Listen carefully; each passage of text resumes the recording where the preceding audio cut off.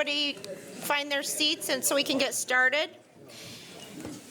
I'm going to call the meeting to order for Thursday, September 12th. Madam Clerk, can we call the roll? Good morning. Commissioners Wooden. Here. Womack. Here.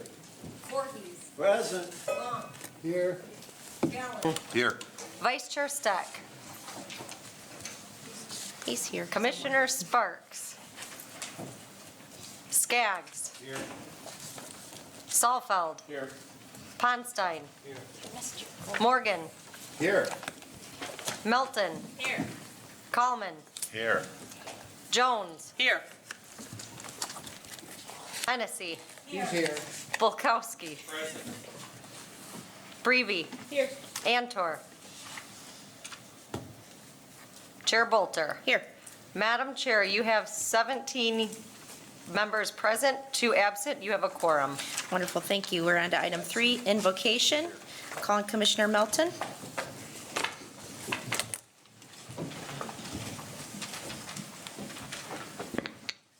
Good morning. Before I get started with the invocation, I would invite all of us, please, to pray for a commissioner who had surgery yesterday. So if you would join me, please, we'll just lift her up in prayer. Father God, we pray for Commissioner Sparks. We pray for healing. Father, we pray that you are with each and every one of the doctors, nurses, and persons who come into her life during her hospitalization, that they will use the knowledge and the talents that you have provided them to help with her care, to keep her well, that her recovery period will be just that, a recovery period and not one of crisis or anything else. Please let her know right now at this moment that we are with her, that we are grateful for what she has brought to our commission board, and that we just absolutely, through our prayers and our petitions to you, hope for wonderful and great things for her recovery. It's in your name we pray. Amen. Amen. So, nope, that was just the beginning. Sorry. More prayer. Haha. It's a double dose today.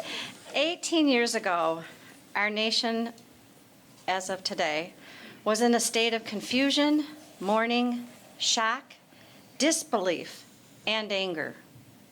We were reeling following attacks on the World Trade Centers and the Pentagon from the day before.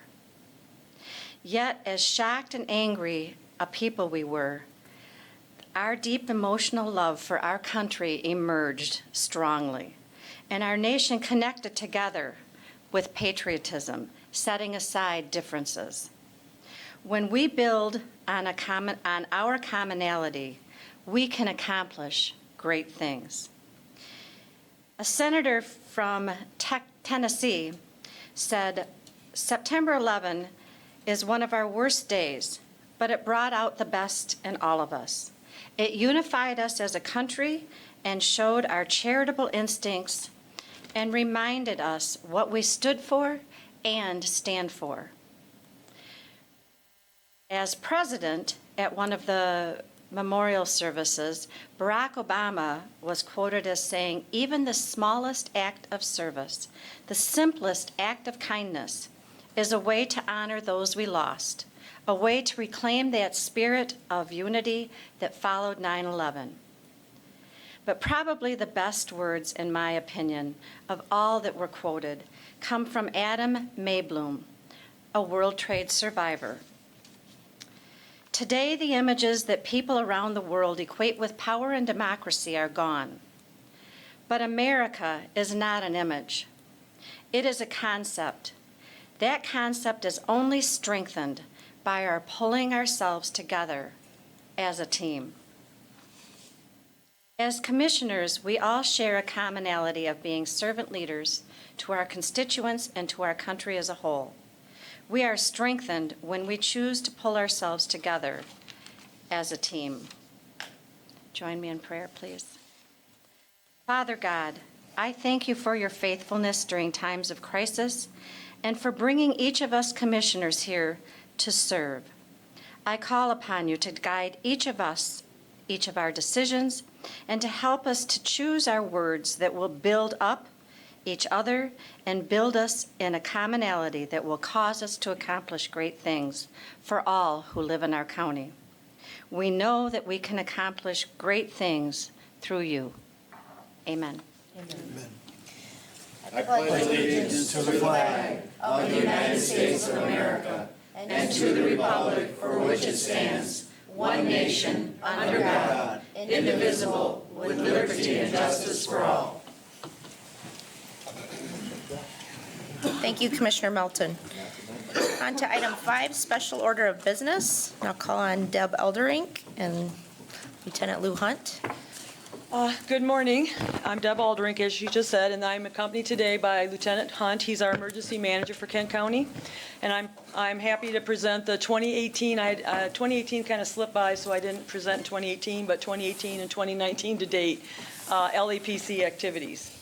So our membership has just expanded greatly in the last year and a half. I think a lot of people have assistants now so that they're able to participate in community. So I'm not going to go through all the names, but you can see that all of our community that's responsible for planning are well represented on this committee, and they're all very dedicated people. And because of these people and their inputs, our plans are very thorough and comprehensive and practical. So these are what our plans look like. We actually revised about 220 plans last year, which is our main mission. We did 14 brand-new plans. Kent County had 10 and Grand Rapids had 4. So these plans are all stored in a cloud so that each jurisdiction can get a hold of them. And we do that on purpose because as people write their Tier 2s, which go to us, a lot of times they don't know which fire department they're in. If they have a Grand Rapids address, for instance, they might be in Grand Rapids Township. So this way, all jurisdictions, in case they have mutual aid, can access this information. So it's on the web. They all have access to it. We were using thumb drives, and that just didn't work real well, so now they can get real-time information. Also, these plans are in dispatch at Kent County. The dispatchers do have access to them, and they can record or provide that information at the time of the incident. Tier 2s were changed in 2017. That caused a lot of confusion, but I think we're up to date. We've had 3 releases last year. 2 of them were from Country Fresh back to back, and then one was UPS with chloroform. They had something go through their hub. So we present free seminars each year around November. Amway gives us a beautiful room, and in 2018 we had all hazards incident management behind the scenes of a 911 call. We had 110 people show up and stayed for the whole 6 hours. And so that's our new fire chief in Granville. The dispatchers from Kent County were speakers. It was wonderful who participated. Anyway, we're able to do this because we get a breakfast and lunch from Gordon Foods, Roscan Baking, Univar. They have door prizes. All of our handouts are provided from different industries, so people are willing to fund these seminars. Then we have a plan review subcommittee, which has actually been contracted out, and that way we have a very good computer-aided design for the vulnerable zones. Our public information subcommittee, we just revised all of our subcommittees, and so we have a website. They are working with being a liaison with area media outlets. They provide talking points to local news organizations during Chemical Awareness Week and National Preparedness Month. We have a transportation subcommittee, which is the main group behind mass transit in the county, so that if we have to do mass evacuations, the different busing companies have come together and formed a very strong plan for this, and so we use them in our exercises as well. In our exercise design subcommittee, we've done 2 tabletops in the last 2 years. We stopped doing some functionals for a while. We were doing those almost solely for the county, but we're taking respect of the paid on-call departments as we rotated jurisdictions for the cost and the time that it would take. So the tabletops, we did one at Haviland on September 18th. We simulated a release of nitric acid. Haviland had their entire response team there. This would be the vulnerable zone, so of course Grand Rapids Fire, Grand Rapids Police participated heavily in this because of you can see the evacuation that would be, the logistics of getting all these people out and into shelters. And I listed them all. These are all the schools and the churches. So if this were to happen on a Sunday, it would be a logistics nightmare for our first responders. You can see all the Baptist churches, all the churches, the hospitals, the nursing homes. Then we did another one, May 15th, at Roscam Baking Company, and we simulated anhydrous ammonia. Again, Roscam management team was there. I've got pictures of that. So we took their plan, because the responsibility for us is we have to rehearse a plan every year. So we try, like I said, we try and rotate jurisdictions.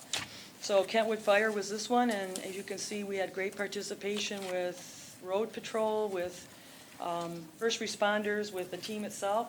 So this was the scenario. We had a truck go into the receiver, and then I went ahead and modeled where it would take. They were looking at this going, this takes out our entire corporate office, so that they all of a sudden had to come up with their new shelter-in-place plan. So they came away with some really good takeaways, and they were really happy to participate.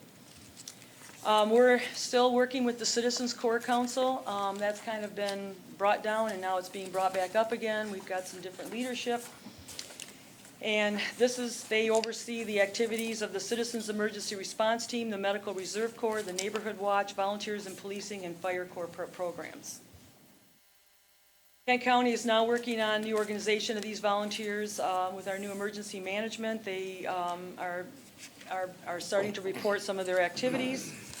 The Medical Reserve Corps is working with the County Health Department and the American Red Cross on how the MRC volunteer reception centers and how the MRC Health Department and American Red Cross can all work together.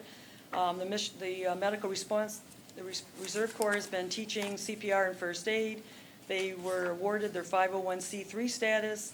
They also have been teaching advanced wilderness life support, and they assist other counties, not just Kent, with events such as races, proper child care, seat placement, and fingerprinting.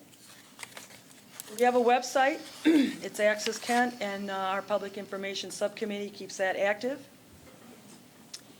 So our work plan for 2019 to date, we've only got one meeting left for the year, but all of our plans have been submitted to the state. They've all been accepted.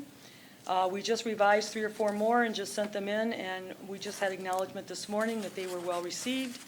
We're assisting the Eagle in helping with Tier 2 new requirements. There's changes in the Tier 2, so we help our constituents with how to fill those out properly. And we're continuing our efforts for education of all first responders that these plans exist and that they should use these plans, that they've all been tried and true. We continue our outreach efforts to special functional needs. I think with the evacuation of a nursing home last year, our groups came together and we talked about the logistics of evacuating that kind of a population. We provide updated information to local responding agency, and we continue to work with the railroads in our transportation subcommittee.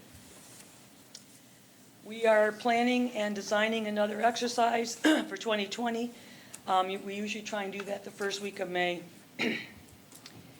Our community awareness, we keep our community leaders informed about LEPC activities, plan activities for Chemical Awareness Week, excuse me, continue to update and expand community right to know and public awareness programs, and continue to try and recruit agricultural representatives. We've had a difficult time, especially during growing season.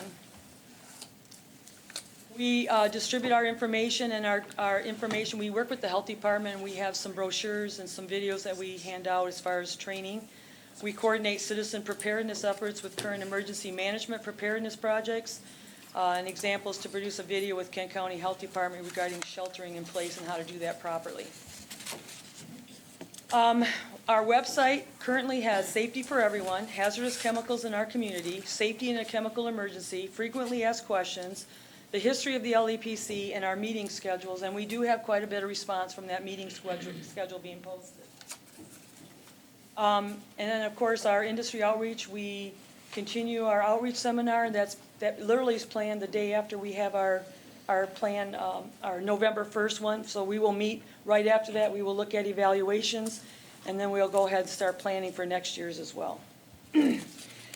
Our LEPC Executive Subcommittee, we continually look at our bylaws. We maintain our grant, and we research additional partners and sources of funding for LEPC activities. Our bylaws continue to be reviewed and updated as necessary. We met in 2018, and we updated our bylaws at the time. I think you'll now hold the record for going through 22 pages They as told me fast as 10 possible. minutes, and At our 34 slides, 10 minutes, it's Good gone. job. Questions for Deb or Lou today? Commissioner Ponstein. Thank you, Chair Bolter. So a few years back, we decided that the best way to do emergency management would be to combine our service city of Grand Rapids and have a shared service. We heard at a meeting this past week that we're gonna be moving everything back in-house. I didn't see any mention of Grand Rapids.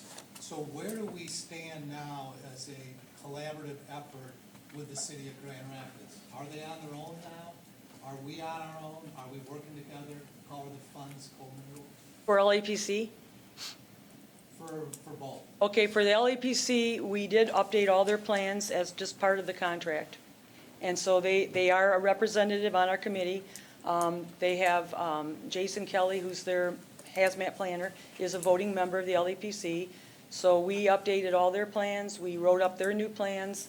And then as far as emergency management goes, So for the LEPC, it crosses over both boundaries.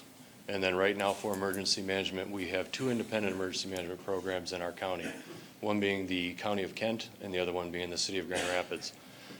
But we work together all the time. I was on a conference call with them this morning at 5:30 a.m. In regards to what happened last night. So we're working together on a regular basis. They have a new emergency manager that they are hiring September 23rd. And we've already reached out to make sure that we're the first people that get to work with that person. So if they're hiring someone, they're going to be separate once again? They are separate right now, but yes, they are hiring a new person as well. Okay, so seeing that you brought it up, when I hear these reports about emergency planning, it's always a plane crashes or there's a big chemical spill. But to the average person, what happened last night is far more could affect them than any of those other scenarios. For instance, the path of the storm was through a high retail part of town. You had movie theaters, malls, big box stores. People are in those stores, they get 10 alerts saying that there's a tornado, cover, get protection right now.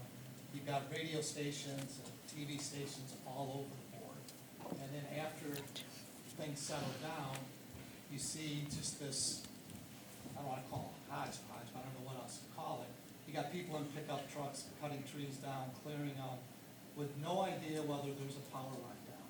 You've got TV reporters out there saying, stay away from power lines, yet their camera is focused on power lines just over there. And putting, it just seems to be everyday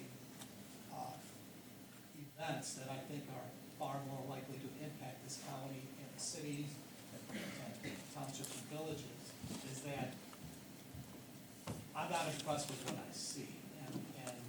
And I think there's a better way to do it before something really happens that could have been prevented. Is that a fair assessment, or I'm way off base? I can tell you that we train for all hazards, so that is what we do on a regular basis. There is no doubt that in the national media, a lot of those things that you're referring to get a lot of the priority. But I think for us, we recognize in Kent County that truly what we would deal with on a regular basis is going to be weather. Obviously, we saw that last week. So we've also got intergovernmental agreements between the fire departments. In an event last night where it's centered on a specific part of the county, was there any help called in to control maybe the people out there with just cutting trees down, going down roads? I even saw on one news report where a guy had a bulldozer. I mean, is that something we want, the public doing? And I appreciate the kindness of people and the willingness to support that, but it just seems there needs to be a little bit more. Where we make that differentiation would be if there's wires there or not. If there's wires there, then it becomes a completely separate issue. In fact, Consumers Power has their own forestry group that comes to deal with those, and that's the way that they do it each and every time. For the general people that have trees down in their yard, that kind of thing, obviously a lot of those people are going to be addressing that. I did not see the piece.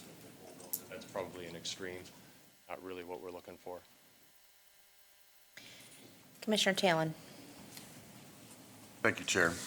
You noted perhaps a record for speediness in the presentation this morning. I'd also like to note the possibility of a record for longevity, the leadership of Deb. This is one incredibly dedicated citizen. When I was on the LEPC in the 1990s, Deb Alderink was the chair. And much to my surprise, when I was reappointed back in the teens, Deb Alderink was the chair. She's done an amazing job.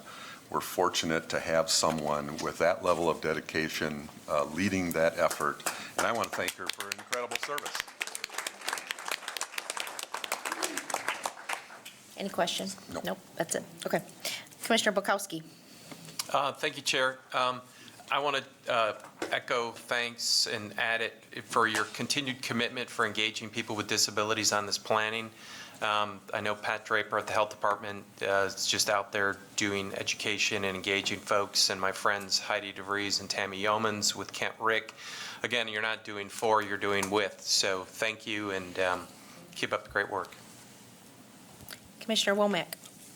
Thank you very much for your service and work, and just very happy with the annual report. It seems yesterday also showed our quintessential need to merge our online RSS feeds for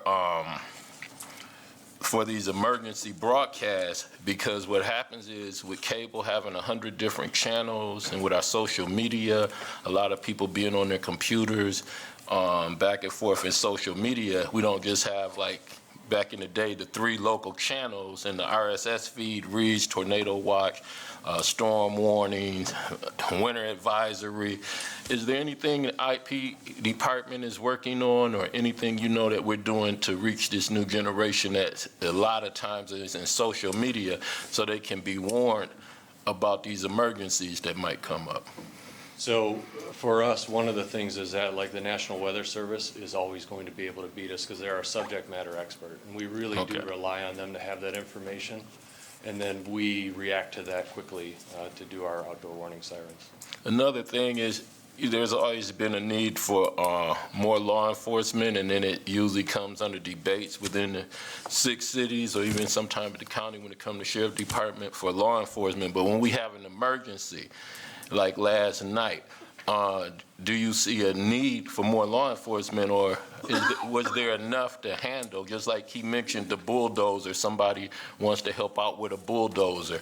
So we not only have the weather, we have people who are trying to help that can endanger themselves and others. So are we adequately staffed for emergencies? I think the answer would be we could always use more law enforcement. And I think that's certainly the right answer, and it's one that I feel strongly about as well. We could always use more people to deploy in those situations. Okay, thank you for your service, Lieutenant. Commissioner Jones. Thank you, Chair. I have more of a comment that it is a critical component, I think, of our community to have this in place, because we do need leading, educating, and preparing communities. And when you look at a scenario that is a training exercise, not only is it training for that chemical spill, but you could have a scenario, it could be a tornado, it could be a natural disaster that takes out that same area and causes the issue. So it has multiple layers to it, along with thinking along the lines of pieces that it's good to have that practice before it actually happens. We have trains that come through Kent County. Those trains can be carrying significant hazardous material. And that does happen, where there's challenges and incidences that happen when trains come through and then they don't maybe make it to their final destination. So I am glad that you have this focus, that you get our communities together to continue to have that attention in that area. So thank you for your hard work. Any other questions or comments today? Commissioner Wooden. Thank you, Chair. I have just 2, actually more relatively new guy questions. One, could someone explain what SARA means as an acronym? That evaluates SARA plan? It's the Superfund Amendment Reauthorization Act, and Thank we're you. at Title III, which is the community right to know. Perfect. And then my other question, since it appears LEPC's large focus is hazardous waste, or it's not? Hazardous chemicals. Hazardous chemicals. Hazardous substances. Forgive me for my mistake. What it would be the emergency plan for something like a cyber attack? We've had conversations about, not necessarily that we're cyber vulnerable, but communities in general have been having conversations about cyber vulnerability. And as I was driving through Grand Rapids and noticing many of my neighbors' lights were on, but my street lights were not, I was wondering, that made me think of not necessarily that this instance was one, but the generality of cyber vulnerability. Could you speak to that, please? So in Kent County, we're actually pretty fortunate because we have a cybersecurity consortium that's been in existence now for a number of years. A lot of meetings regarding those very issues, and it culminates once a year with a very large workshop. And I think the Cybersecurity Consortium has about 700 people that are involved from all walks of life and businesses and things like that. And it's grown outside of Kent County. There's even members all the way down into Indiana, so I think we're kind of forging new ground with that. And I would say that's probably true. We're forging new ground because it's one of those things that is kind of hard to wrap your arms around. Thank you. Any other questions? Thank you so much for your service. Thank you for presentation. On to item 6, public comment. We'll remind everyone this is kind of new. This is the first public comment related to agenda items. So any public comment for agenda items today? Our current agenda? All right, seeing none, on to item 7, consent agenda, and I'll call on Commissioner Melton. Thank you, Chair. I move to adopt the consent agenda for today's date. Moved by Commissioner Melton, support by Commissioner Morgan.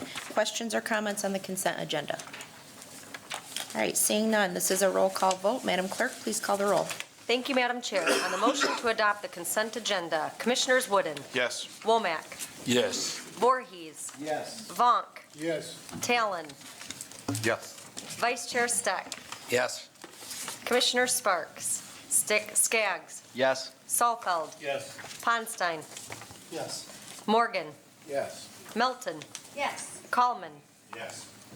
Jones, Yes. Hennessy, Yes. Bulkowski, Breeby, Yes. Antor, Chair Bolter. Yes. Madam Chair, you have 17 yeas, 0 nays. The motion passes. The consent agenda is adopted. Thank you, Madam Clerk. On to item 8, resolutions, and I'll call on Commissioner Womack for Resolution A. I'd like to make a motion to move Resolution 9/12/1976, indigent defense appropriations. Moved by Commissioner Womack, support by Commissioner Breeby. Questions or comments on Resolution A? Seeing none, this is a roll call. Madam Clerk, please call the roll. Thank you, Madam Chair. On the motion to adopt Resolution 9/12/1976, Commissioners Wooden, Yes. Womack, Yes. Voorhees, Yes. Vonk, Yes. Talon, Yes. Vice Chair Steck, Yes. Commissioners Sparks, Skaggs, Yes. Salfeld, Yes. Ponstein, Yes. Morgan, Yes. Melton, Yes. Coleman, Yes. Jones, Yes. Hennessy, Yes. Bulkowski, Yes. Breeby, Yes.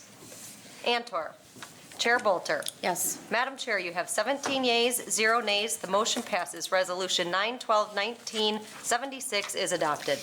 Thank you, Madam Clerk. On to Resolution 8B, and I'll call in again Commissioner Womack. I'd like to move Resolution 9/12/1977, Ready by 5 early childhood millage allocations for 2019. Moved by Commissioner Womack. Second. Support by Commissioner Skaggs. Questions or comments on this resolution? Commissioner Wooden. Thank you, Madam Chair. I first want to commend the work of the First Steps Kent committee that reviewed these proposals, especially Commissioners Skaggs and Sparks for their hard work on this, and also just commend when we reviewed this in Finance Committee, we saw the hard work that had been put into this and the trusted partners that will be receiving this investment, groups like HealthNet, KISD. I was especially excited to see that Family Promise would be receiving an allocation, and that purely because, as we know, family homelessness is a determinant towards children's health and education outcomes. So I was appreciated that we are looking at this in a broad but targeted way. Thanks again for the work, and excited to be voting in the affirmative. Great. Commissioner Bukowski. Thank you, Chair. I want to go further back in history for my thanks to risk embarrassing my friend Kate Walters and Lou Chamberlain, who've been the chairs for this for too many years, and that it's awesome that we're at the brink of moving this voter-approved dollars out to help the kids of our county. Because again, through those years, not only did they have to go through their own committee work and all of that, sometimes our public partnerships aren't as fun in private, I'll leave it there. But through all of that, had to get through us, the commission, to be put on the ballot, had to get voter approval, which they handily did, and then, of course, getting through administration and the contract nuts and bolts. All of these are hugely daunting tasks, and we don't want to simply go through with a, again, as Commissioner Wooden referred to, this went through committee and all of that, and so when we get to our full commission meetings, sometimes our motions are barely a yay and we move on. So again, huge thank you for so much work, and of course the real hard work begins now. You who are going to accept these resources to help our children and our families move forward. So thank you so much, and I look forward to awesome reports and getting the rest of the dollars out on the streets and into our homes. Great. Commissioner Skaggs. Thank you, Chair. Well, I echo those thanks from Commissioner Bulkowski, and won't belabor by saying them again, so thank you. Certainly thank you to the voters for approving this. And to get a little bit more specific about what happened with these allocations and the decisions made to go there, certainly thank you to the First Step staff.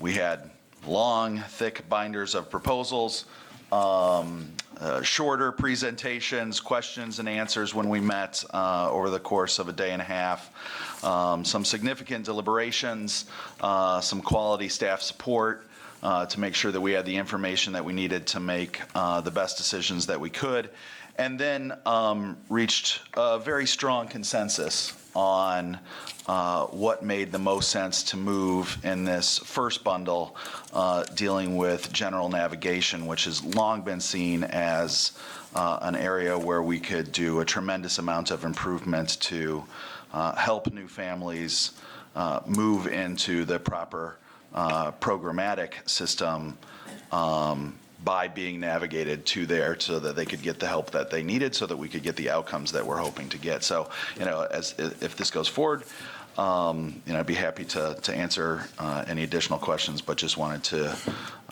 let everyone know, since as we all know, unfortunately, Commissioner Sparks is not with us, that I'm very thankful. I think there is still some work to do to iron out some kinks in our system, but I think that we reached a very strong and, like I said, consensus opinion on where these funds should go. Thank you. Thank you. Commissioner Talon. Thank you, Chair. I'm also very appreciative of the millage and the work done by the committee. I also have one significant concern about one of the allocations, and particularly a portion of it that relates to developmental screening. That's an area that I spent quite a few years working and immersed pretty deeply in, and I've had some fairly intense conversations with county staff about that. Hope to have some additional conversations with First Step staff about that, and hopefully we'll be able to work through some of those concerns, but wanted to raise them here so you are aware of it. Happy to talk to others about it afterward. Thank you. Commissioner Steck. Thank you, Chair. I also want to join in thanking everybody who was involved in this at multiple stages. This was the culmination of an awful long journey through multiple stages. It is no surprise that this initiative has not had unanimous approval around this board. There have been those that have been concerned about whether or not it is effective, whether or not it is going to have the difference or make the difference that it promises. Clearly, the prevailing wisdom is that it will, and it is worth proceeding with. And so I think as a commission, we all look forward to this programming having the effect, making the differences that it promises to do, and we look forward to seeing the reports back. So, thank you. Any other questions or comments on this resolution? I just have one. Obviously I echo Commissioner Steck's comments, but I feel like we have some very capable people around this entire effort. So, including our two commissioners that serve on this committee and kind of the entire community. So I really look forward to the outcomes and seeing the data and seeing that data collection. So thank you so much. Seeing no more questions, Madam Clerk, please call the roll. Thank you, Madam Chair. On the motion to adopt Resolution 912-1977, Commissioners Wooden, Yes. Womack, Yes. Voorhees, Yes. Vonk, Yes. Talon, Yes. Vice Chair Steck, Yes. Commissioners Sparks, Skaggs, Yes. Salfeld, Yes. Ponstein, Yes. Morgan, Yes. Melton, Yes. Coleman, Yes. Jones, Yes. Hennessy, Yes. Bulkowski, Yes. Breeby, Yes. Antor, Chair Bolter. Yes. Madam Chair, you have 17 yeas, 0 nays. The motion passes. Resolution 912-1977 is adopted. Thank you, Madam Clerk. On to item 8C, resolutions. I'll call on Commissioner Breeby. Thank you, Chair Bolter. I would like to move Resolution 78 of today's date, Chief Hazy Cloud purchase modification from the Parks Department. Support. Moved by Commissioner Breeby, support by Commissioner Jones. Questions or comments on this resolution? Seeing none, this is a roll call vote. Madam Clerk, please call the roll. Thank you, Madam Chair. On the motion to adopt Resolution 912-1978, Commissioners Wooden, Yes. Womack, Yes. Voorhees. Yes. Vonk, Yes. Talon, Yes. Vice Chair Steck, Yes. Commissioners Sparks, Skaggs, Yes. Salfeld, Yes. Ponstein, Yes. Morgan, Yes. Melton, Yes. Coleman, Yes. Jones, Yes. Hennessy, Yes. Bulkowski, Yes. Breeby, Yes. Antor, Chair Bolter. Yes. Madam Chair, you have 17 yeas, 0 nays. The motion passes. Resolution 912-1978 is adopted. Thank you, Madam Clerk. On to item 8D, and I'll call on Commissioner Voorhees. Thank you, Chair Bolter. I would move resolution number 79 of today's date. It's the State of Michigan Secondary Road Patrol Grant for our Sheriff's Department. Moved by Commissioner Voorhees, support by Commissioner Morgan. Questions, comments on this resolution? All right, seeing none, this is a roll call. Madam Clerk, please call the roll. Thank you, Madam Chair. On the motion to adopt Resolution 912-1979, Commissioners Wooden, Yes. Womack, Yes. Voorhees, Yes. Vonk, Yes. Talon, Yes. Vice Chair Steck, Yes. Commissioners Sparks, Skaggs, Yes. Salfeld, Yes. Ponstein, Yes. Morgan, Yes. Melton, Yes. Coleman, Yes. Jones, Yes. Hennessy, Yes. Bulkowski, Yes. Breeby, Yes. Antor, Chair Bolter. Yes. Madam Chair, you have 17 yeas, 0 nays. The motion passes. Resolution 912-1979 is adopted. Thank you, Madam Clerk. We're through resolutions. On to item 9, our public comment related to general county matters. Do we have anyone here for public comment today? Please come up and state your name and address. You have 3 minutes each. Good morning. My name's Karen Myers, and I live in Kent County. Kent County's contract with ICE will not be renewed, thanks to the voices and direct actions of the immigrant community and its allies. We came here to meeting after meeting over the last year, and were told by commissioners that there's nothing you could do about the contract. But now the contract is ending, and that is due to the people. The community did what its representatives failed to do. But the end of the contract is just one small step in ending Kent County's complicity with ICE. The sheriff has stated, quote, that the Kent County Sheriff's Office will continue to work collaboratively with ICE, as we do with all law enforcement agencies, to ensure public safety, due process, and the rule of law for all people in Kent County. In other words, the Kent County Sheriff's Office will continue to collaborate with an agency responsible for the deaths of 31 people, including at least 7 children, this year alone. Thousands of cases of sexual abuse, the traumatic separation of children from their parents, This is the agency that the sheriff in Kent County will continue to work collaboratively with to ensure public safety. Whose public safety? Not that of the families that ICE separates at the border and right here in Grand Rapids. This is violence to the people taken, to their families, to their communities, to all of us. Just a week ago, an undocumented immigrant was shot by ICE agents in Nashville. The man's crime was not having papers, a civil infraction, but ICE shot at and wounded him as he tried to flee. How long before ICE officers are shooting at people on the streets of Grand Rapids? Is this the point at which the County Commission and Sheriff's Department will finally take action? Earlier this year, the sheriff said that the jail would no longer hold people for ICE without a judicial warrant. But that has not stopped ICE from coming to the jail when people are being released and seizing them right there, sometimes before the person has even been processed from the jail. This is done with the full cooperation of the Kent County Jail. We know that this has even occurred right in front of family members who have come to the jail to be reunited with a loved one. The harm that ICE does to our community will not end until the county and the sheriff fully end their complicity with ICE. Telling us that the law compels you to cooperate with ICE's actions is simply not good enough. The immigrant community doesn't have time to wait for you to do the right thing. Until that happens, we are here as a community in support of our immigrant friends and community members, and we want to remind them that when they are targeted by ICE violence that is enabled by Kent County, they can call GR Rapid Response to ICE at 616-238-0081 for support. Thank you. Any other public comment today?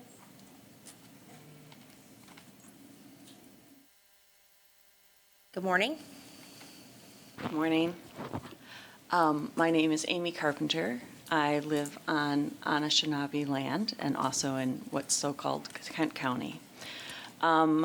As Karen has just talked about, we're here to address that Kent County is still collaborating with ICE. And I want to be really clear on the kind of agency, the kind of rogue agency we often say that you're collaborating with.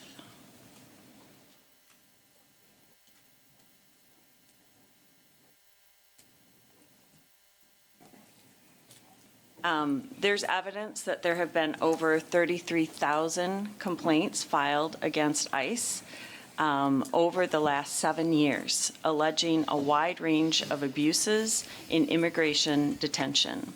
These included sexual abuse. Complying with the demand could get an immigrant released, but they could be deported and sometimes to the wrong country of origin if they didn't. This is who the Kent County Jail is working with, collaborating with, in the sheriff's own words. The ACLU has obtained over 30,000 pages of documented abuses of immigrant children in ICE custody. ICE officers have punched a child's head 3 times and kicked a child in the ribs. They used a stun gun on a boy, causing him to fall to the ground, shaking with his eyes rolling back in his head. They subjected a 16-year-old girl to a search that ended in a sexual assault that I cannot describe here because it's too graphic.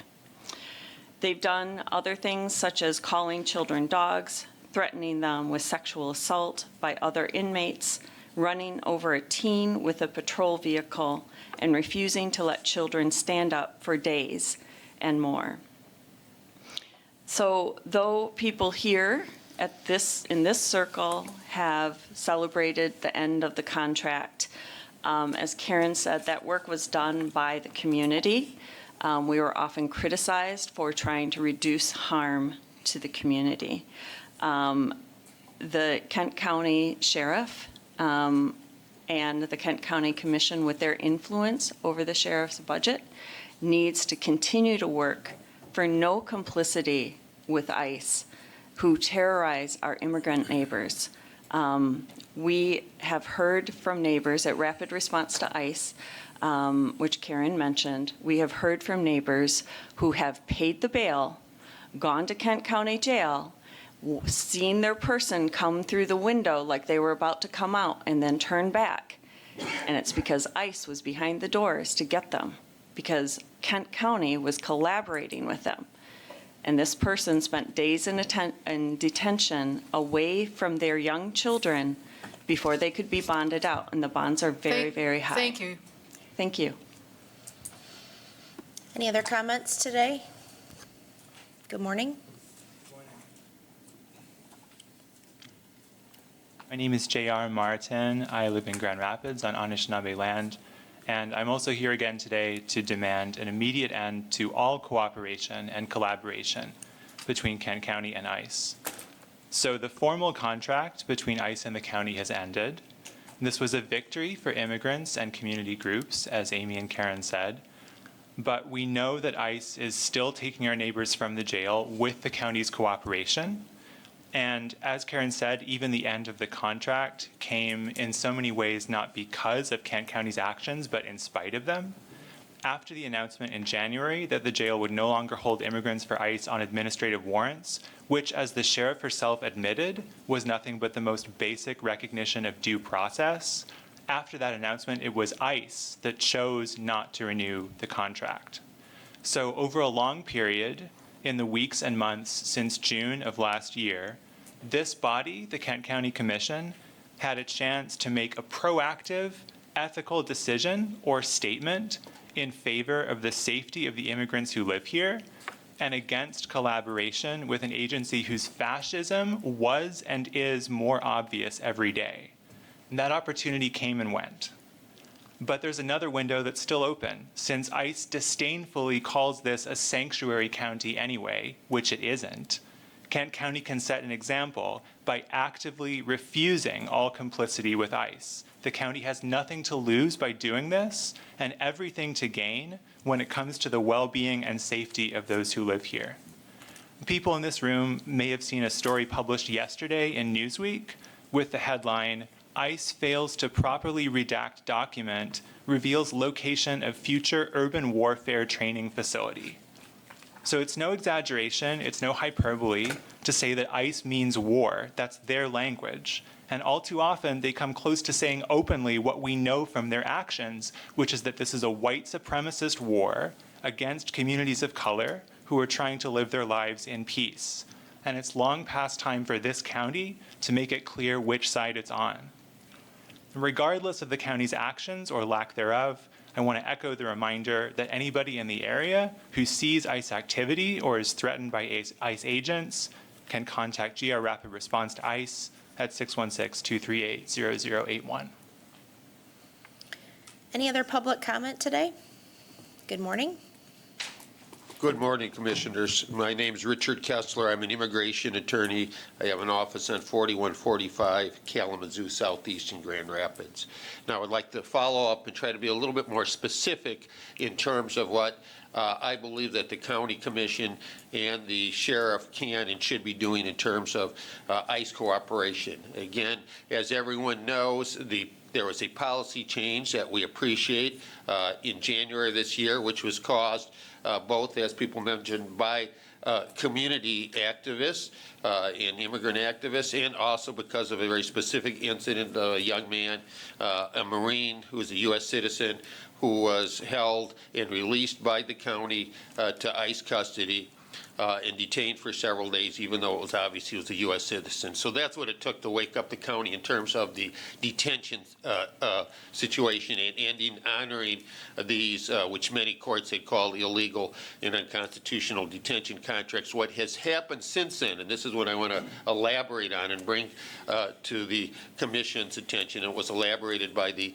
previous speakers, is that what the policy now of Kent County, and I believe it's the general operating procedure at the jail, and the sheriff's here, she can correct me if that's not the case, is that if they receive an advisal from Immigration Customs Enforcement, which is a relatively new agency, by the way, that was developed just simply after, in response to 9/11, and many people have criticized its necessity today. That's a separate issue. But what happens is that the Sheriff's Department will specifically advise ICE. They'll call their office over here in Ottawa, about 1.5 miles from the jail, and say, so-and-so that you sent a detainer on is going to be released. We're not going to hold them, or the policy that ICE already knows that we will not hold them any longer, but basically you can come and get them. And the Sheriff's Office knows that there's a policy that takes approximately an hour, sometimes a little bit more, for people to be released. So it gives ICE the opportunity to come and pick up the people within an hour. And we've seen it very specifically. I had a case on May 2nd of this year, a woman who has 4 U.S. citizen children. She had been arrested only because she was driving on an expired license, because she can't renew her license, which is a whole separate issue. And when her family went to pay her bond, ICE was called. They were waiting for her, as the other people mentioned, to be released, and ICE was brought right in through the front door, brought and given access and saying, here, take her away, and she was taken away. This is not the only, and she was held in ICE for 2 months. Fortunately, she was released and is back with her family. But this is the type of situation that's happening. This policy has to be revisited.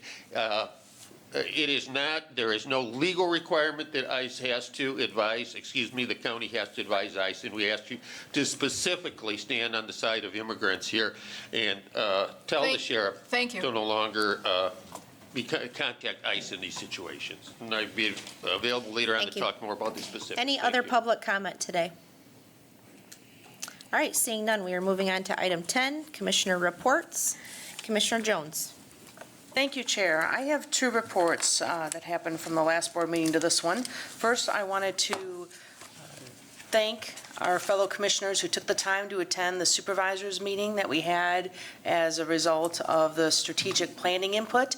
It's really exciting to see the fact we put all this time, effort, and energy into a strategic plan, and now, other than the pieces of paper, we're actually acting on it and executing those visions, including improved communications. So we had the supervisors and we had village managers. I'm regularly the supervisors meeting attendee from the commission.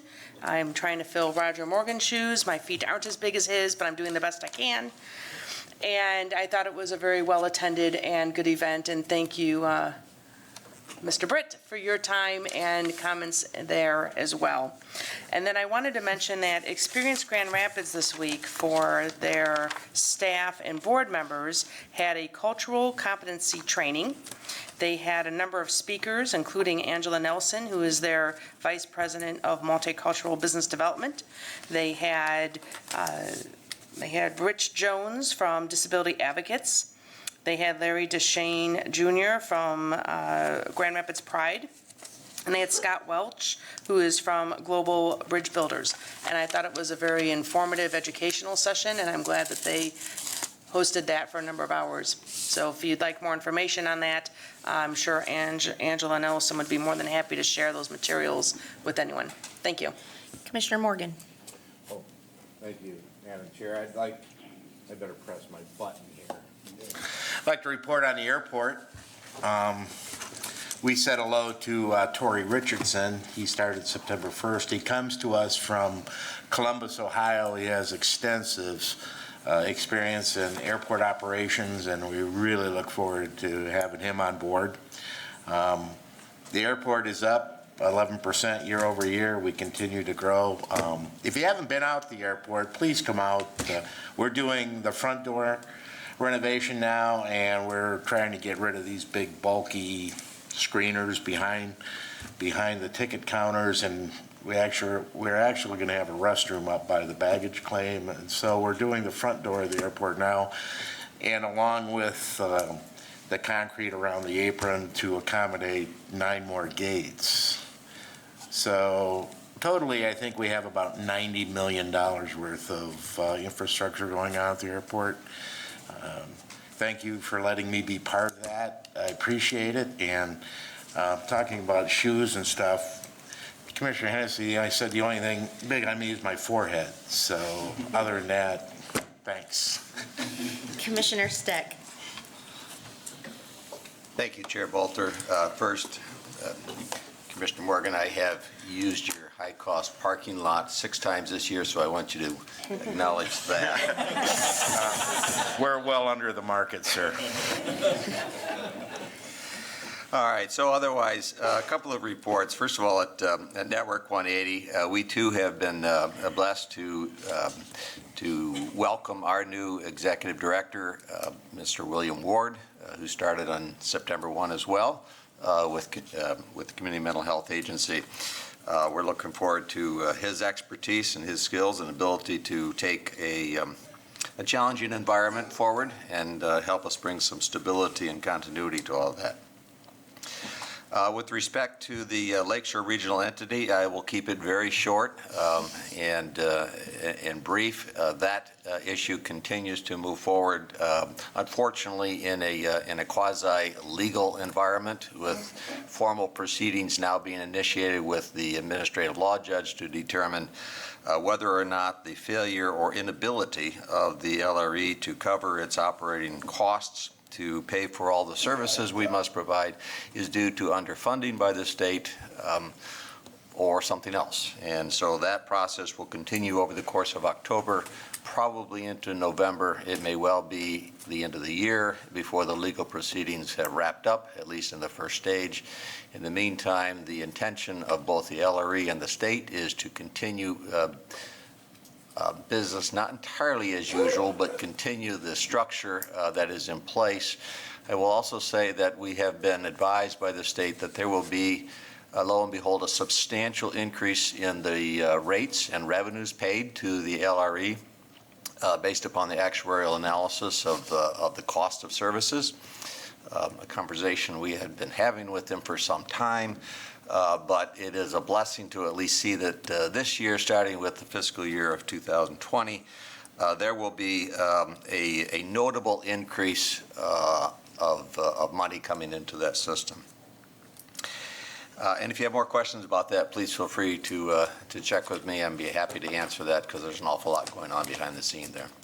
And then finally, some of you are tracking the Crisis Center Task Force work that has been ongoing with the idea of identifying and now building into reality a new crisis center within our community that will address some of the urgent needs for the behavioral health crises that folks face in this community.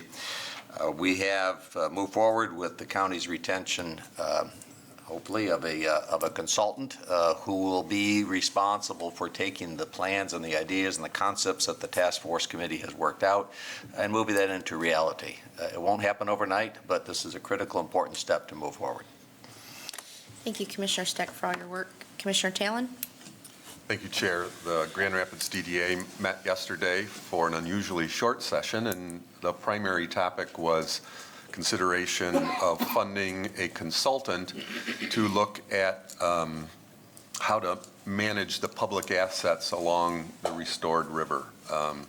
So that was approved. Hopefully they'll come up with an organizational framework for that within the next 6 months. So looking forward to that work. Great.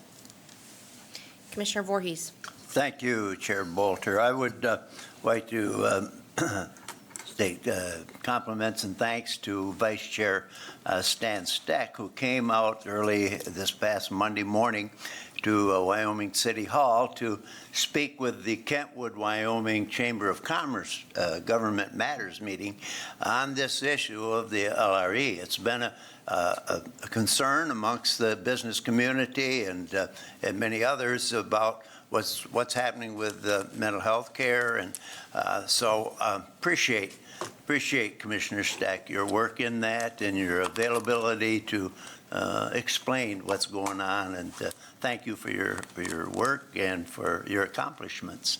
Thank you. Any other commissioner reports today? All right, seeing none, we're on to miscellaneous. Commissioner Miscellaneous. Commissioner Ponstein. Thank you, Chair Bolter. Just a couple things.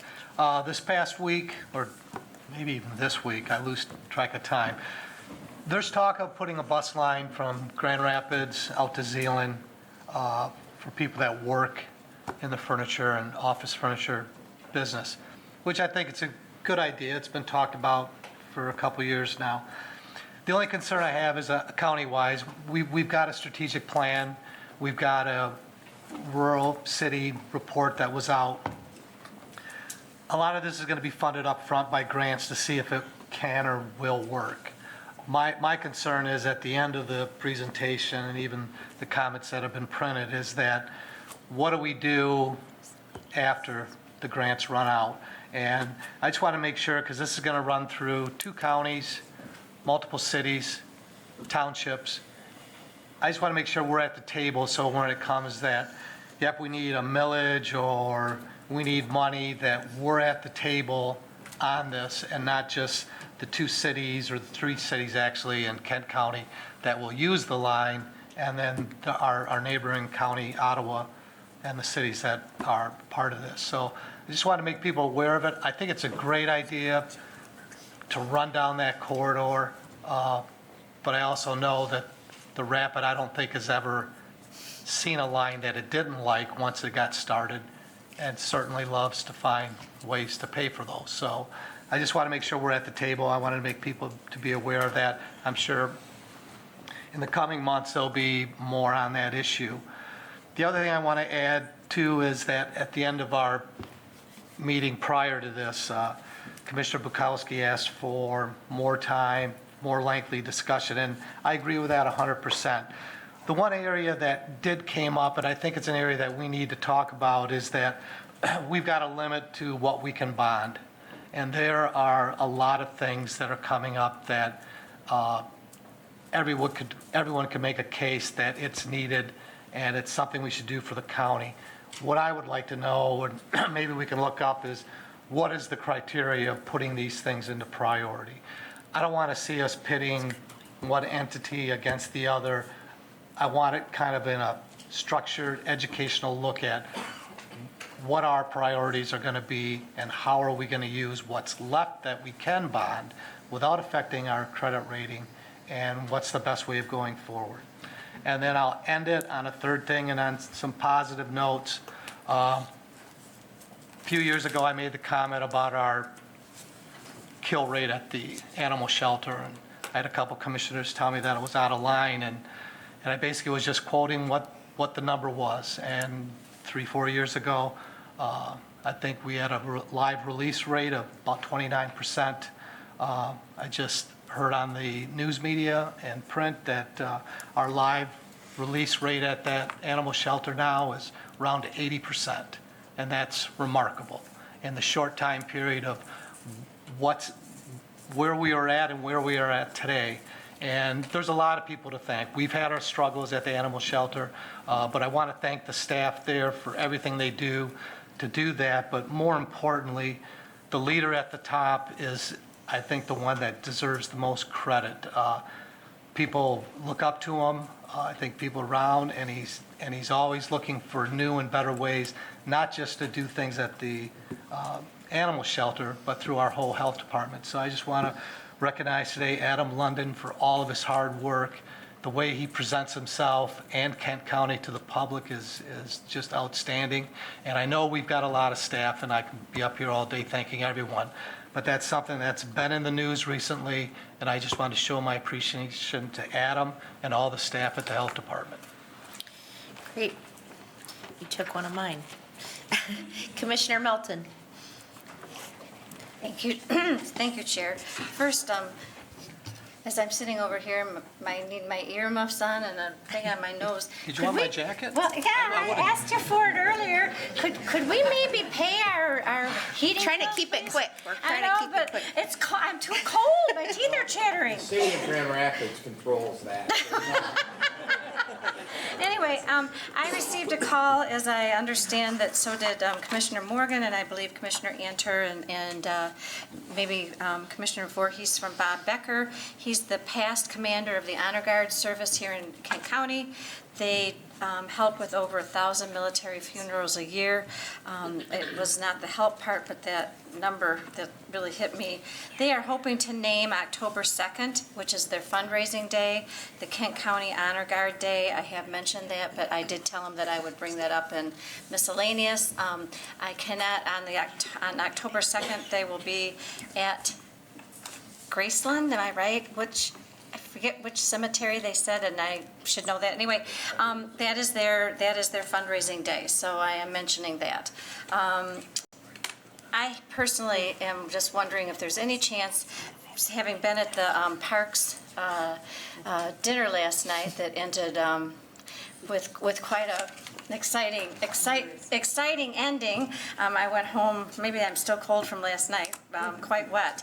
But just to reach out, a thank you to the workers who were there, and I realized that we're not the ones that coordinated the dinner, but they were young, many of them, and here the sirens are going off, and I am certain that the confusion, and yet they were there picking up things off the ground and things here and things there, and I just really, really, really would love for, I mean, I plan to do it myself, but for them to realize that we as a county do appreciate that, yes, they weren't the attendees, but they were certainly the ones that did the work so that we could get out of there early and be safe. So last is, Saturday is the food trucks in Kentwood, over 30 of them. So if you're really hungry and want a variety of things to eat, come to Kentwood. It's our end of summer fest, and you are certainly welcome. Thank you, Commissioner Melton. Commissioner Breivy. Thank you, Chair Bolter. I just wanted to thank staff and those who put together the township supervisor meeting. I thought it was, a great conversation, and I think it's leading to more conversations and openness between us and our other community leaders. So I look forward to another one, maybe next summer or spring down the road. So thanks for that. Commissioner Bukowski. Thank you, Chair. Just to echo agreeance that with, sorry, Commissioner Ponstein. But yeah, that making sure that the county's at the table and we're talking about mobility would be awesome. As another historical note, most of us have forgotten, except for me, that there was a service called County Connections, which was countywide. It was supported by a Job Access Reverse Commute, or JARC, grant from the feds. And when the Fed money ended, the service ended. So there are cool things happening, things like Wheels to Work that's being provided by Hope Network, funded by employers and employees. So there are creative ways to provide mobility in addition to things that are supported by taxpayer dollars as well. So, but again, within all that, the county needing to be at the table. And unless other people are going to do it, since Commissioner Antor's not here, 2 Sundays from now, the 22nd, is the annual Freedom Cruise, and the shameless plug is that there'll be a great resource fair for veterans there, at which there will be a table for disability advocates, and many, many others. Great, thank you, Commissioner. Commissioner Jones. Thank you, Chair. I just wanted to thank Adam London. When commissioners get communication from our constituents with questions, problems, and challenges, and we can approach our staff, and then the staff very promptly addresses the situation and resolves it. I had one of those this week, so thank you, Adam, for running with that. And I appreciate that actually at all the staff levels. And I just figured this was a great example of how we can help as commissioners bridge that communication gap where people in our community know us but might not know in the county system where to head for the solution. But we do, and the solution was found, so thank you very much, Adam. Great. Commissioner Wooden. Thank you, Madam Chair. I first want to thank Commissioner Melton for her remarks during invocation today, both hoping for a speedy recovery of our absent commissioner, given the medical needs attended to this week, as well as the remarks regarding the 18th anniversary. That day is always going to be a rough one for me. I grew up 2 miles away from Ground Zero, and I was thinking yesterday where I was 18 years ago when my school was being evacuated, and seeing people that were loved ones and neighbors in that same sense of fear that I experienced. But moreover, I remember a week later, a candlelit vigil convened by the interfaith leaders, including my own father, of Jews, Muslims, Christians, and folks of all faiths, praying together across the East River, looking at Ground Zero. And so I'm very appreciative for her remarks. In light of some of the comments we received during public comment today, I was wondering if it would be appropriate to have a smaller special order of business to get an interim report from the immigration work group that was assembled earlier this year, whether that report be provided from staff, commissioners, a joint report. I think that would be appropriate. And at least what I will say is when I saw the communication from the sheriff about the ending of the contract and the statistics that were shared, one thing that came to my mind was, if this is in fact the most limited legal relationship we can have, which I believe is the appropriate route to take given the incident that happened in January and the incidents we're seeing across this country, it might be appropriate to have a larger regional discussion with our different law enforcement agencies, renewing the conversation about broadly working around appearance tickets. We've talked about this before, both from a financial savings perspective, that if fewer people are going to our jail that are not violent offenders, the more it's going to save the taxpayers. From a criminal justice reform point of view, that if fewer people are getting into our criminal justice system, there's a lower likelihood of recidivism. And the way I see it is, if this is just another piece of evidence that that's a conversation I think we should renew. Not necessarily as the sole law enforcement agency, but bringing in the other law enforcement agencies that do send people to our jail. We'll just hope that that conversation could happen in the coming weeks. Great. Thank you. Commissioner Womack. Yes, as Commissioner Wood, and I also spent a lot of time in New York, 17 years living in New York, and I visited the World Trade Center many, many times. I was highly impacted, as most Americans were, watching those towers fall. So here on the anniversary of 9/11, I just want to say law enforcement is just a thankless job.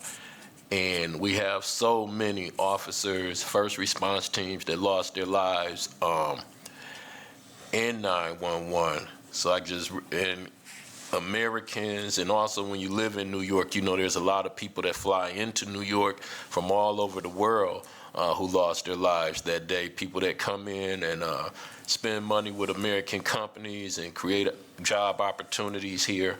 But American citizens, police officers, firemen, paramedics of all different races, ethnicity. New York is the true melting pot of diversity. So I just really wanted to take the day to, thank law enforcement and all our first response teams that continue to risk their lives daily for Americans, and a special thanks to Sheriff Michelle Young and to Grand Rapids Police Chief Eric Payne and all of the other police chiefs in the 6 cities and our 22 townships for your service. Thank you. Commissioner Steck. Thank you, Chair Bolter. I just wanted to add one more comment of thanks, and that is to Chair Bolter for also reaching out to the mayors of the 6 cities in this county to affirmatively push the open conversation and dialogue with our other public entities. And I think that's a critical thing to do. I have had some positive feedback from my mayor with respect to that conversation. I think it's been very effective, and I look forward to continuing that. Thank you. Commissioner Voorhees. I'll just be quick. There's a group working to bring arena football back to Grand Rapids. We've been 14 years without it. And so we're working through Grand Angel and looking for support and sponsorship in that. And so we'd like to see arena football back in Grand Rapids and West Michigan. Thanks. Thank you. Commissioner Talon. Thank you, Chair. Just want to remind my colleagues that the Governor's Jail and Pretrial Task Force is holding its next public meeting in Grand Rapids at GRCC next Friday. A morning session, that's a work session for the task force, and the afternoon is basically a public hearing for input, feedback on how we can do our jails and our pretrial system better, including things like Commissioner Wooden brought up earlier. So if you'd like more information, please see me after. Thanks. Any other commissioner miscellaneous today? As always, I have a couple. I want to thank everyone at the Parks Foundation for making sure we all lived yesterday. It was a great event. The executive director, Sam Moore, did an awesome job, but again, to echo Commissioner Melton, the staff was amazing. I mean, they're holding down tablecloths, they're grabbing glasses. It wasn't Dorian, but it was a little crazy. So did want to acknowledge the Parks Foundation for that. Regarding our work session today, I know it was brief. We're really trying to balance not hauling everyone in every single week for work sessions and also budget work sessions, and also trying to just find time that most people are available. So I totally appreciate that it was quick, and I know if we could have half a day, that would be great, but we will continue the conversation and we'll continue to work through that. And again, no decisions are being made. This is preliminary information that I want to just keep making sure you all are getting, and it's all in front of us for our continued consideration. And then lastly, I want to just really thank the county staff. I feel like I've really been pushing on a lot of things. I know our board has been pushing on a lot of things. We all have various priorities, and the county staff, I mean, this week alone, we hosted the supervisors. Lori had to help build a fire because there was no heat. She's handing out, Pam is, furiously handing out documents, and then we transitioned right into this work session today, which was a lot of work on behalf of Matthew and Al and Wayman and Steve. So I just want to really acknowledge the staff and thank you for all your hard work. And I know that we've been fairly high maintenance, but I just want to thank you for that. So with that, I would ask for Commissioner Melton a motion to adjourn. I move to adjourn, subject to the call of the chair, to September 26th, 2019. Support. Moved by Commissioner Melton, support by Commissioner Jones. All in favor, say aye. Aye. All opposed, we are adjourned.